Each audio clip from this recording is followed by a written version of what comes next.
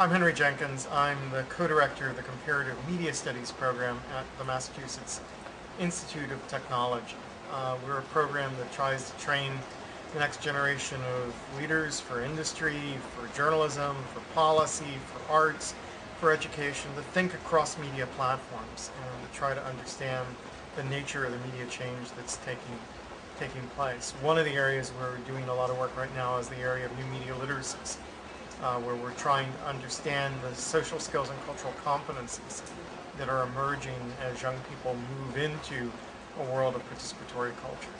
The idea is, how do we transform the relations of universities to the public in an era of YouTube and blogging? It can be as simple as academic bloggers, podcasts, video blogging, other ways of getting our events outside of our own communities.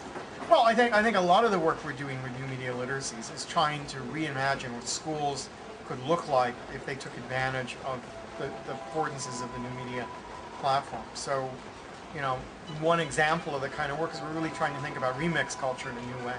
That by not talking openly about the way culture builds on itself, we give kids a false sense of the creative process. That we reinforce a very narrow notion of intellectual property by continually imagining these great men who created works in total isolation from each other and drew nothing in the culture around them. So instead, we're developing a teacher's guide that will help teachers learn how to think about past remixing practices and imagine how their kids could be involved in rewriting and reappropriating classic works of literature.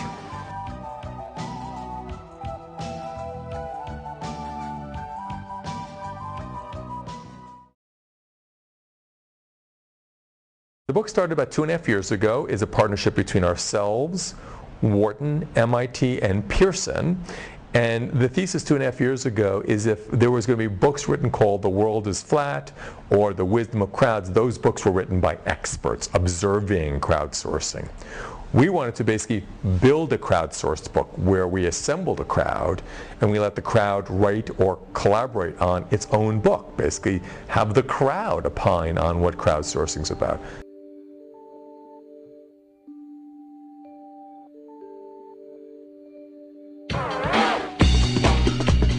Hi, I'm Jenica. I'm here on behalf of Vancouver Film School. What if we could choose students of the highest character, ambition, and talent?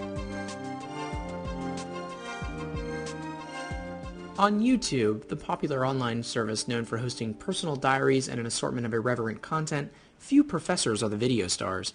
But one Kansas State University professor recently scored a runaway hit there. He's Michael Wesch, an assistant professor of cultural anthropology, who made a hyperkinetic music video that's a kind of scholarly argument in disguise. It's called Web 2.0. The machine is using us.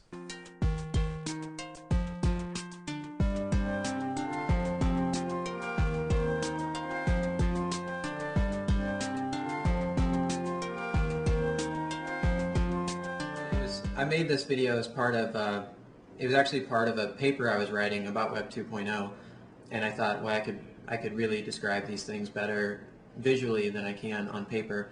It was pretty amazing. Not only was it viewed, over 2 million times, it was also translated into multiple languages. A lot of people gave some really solid criticism to it within the first 2 weeks. That's far faster than the snail's pace of traditional academic publishing.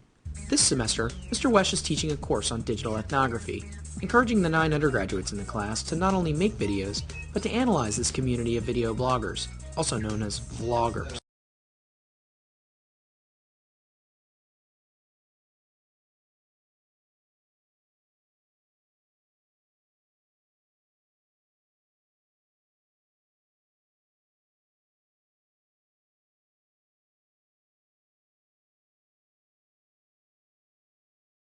And would you say that YouTube is a community? Yes, very much so. What kind of examples lead you to see YouTube as more of a community? The cohesiveness, the camaraderie, even the haters. That's part of the community.